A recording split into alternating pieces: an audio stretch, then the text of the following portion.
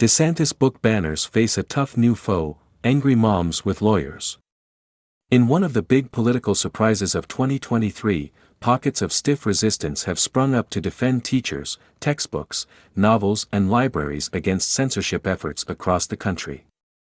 This liberal counter-mobilization is substantially less organized than the right's culture warring, but it has great untapped potential for Democrats. These efforts just took an important turn, with a lawsuit filed by Florida parents in federal court Wednesday to try to stop book bans in school libraries in Escambia County, red-leaning terrain in the state's panhandle. The suit could become a model to challenge bans across Florida and elsewhere. What's striking is that this lawsuit is being brought by mothers who want their kids exposed to ideas that the censors have decreed are unsuitable. The suit is spearheaded by PEN America and is joined by several writers whose books have been banned, along with Penguin Random House, which published them. "It's one thing for you to say, 'I don't want my child to read this,'" Lindsay Durtsky, a mom and plaintiff in the lawsuit, told me. "But if you take it from the library altogether, you're also telling me that my child can't read this." The lawsuit argues that a slew of book removals in the county violate the First Amendment by denying parents and students access to information for ideological purposes. Citing court precedent, the complaint argues that, while administrators do have some control over what appears in public school libraries, this doesn't permit official suppression of disfavored ideas.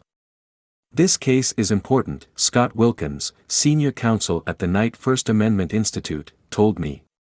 "It may place constitutional limits on the authority of school boards to remove books from school libraries.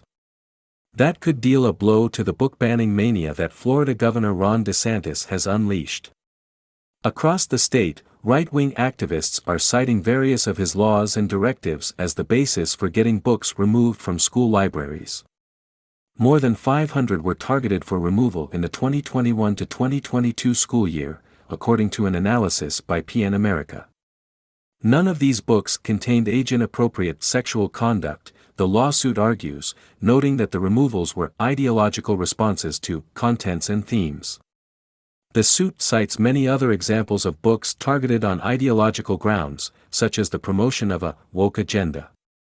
In an important twist, the lawsuit doesn't directly target DeSantis laws or directives. Instead, it argues that the removals themselves are unconstitutional. If the courts agree, this could create clearer prohibitions on school boards banning books for ideological reasons, regardless of what fig leaf rationale they cite. By attacking ideologically driven bans themselves as unconstitutional, the lawsuit could create a weapon for parents to use against book removals throughout Florida and beyond. "We believe that a vindication of the rights of the plaintiffs would go a long way legally toward halting the momentum that such efforts presently have," Paul Saphir, a lawyer for the plaintiffs, told me. "A victory in this lawsuit," Durtsky says, "would make it clearer that the book banners are really out to marginalize people and ideas. Parents need to take a stand now, lest the censors grow even more emboldened," she said. "I worry about where this goes next," Durtsky told me. "This is just the beginning of censorship on a much larger level in our public schools. The counter-mobilization against the right's culture war extremism has room to grow, giving Democrats an opening." In his re-election campaign video, President Biden attacked book bans, suggesting Democrats believe reactionary overreach motivates their base and alienates suburban swing voters. But a deeper contest of values is at stake. As Jennifer C. Berkshire and Jack Schneider argue in The New Republic, the Republicans censoring school discussion of sex, gender and race are trying to circumscribe the core role that public education plays in developing future citizens in a tolerant, multiracial liberal democracy. Democrats must affirmatively argue that public education should play this role, and explain this is a key reason this battle really matters. A victory in this lawsuit would give that mission a big boost.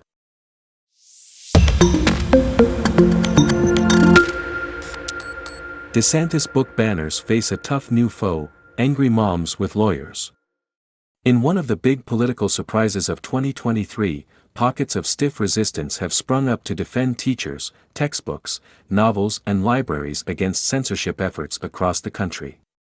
This liberal counter-mobilization is substantially less organized than the right's culture warring, but it has great untapped potential for Democrats. These efforts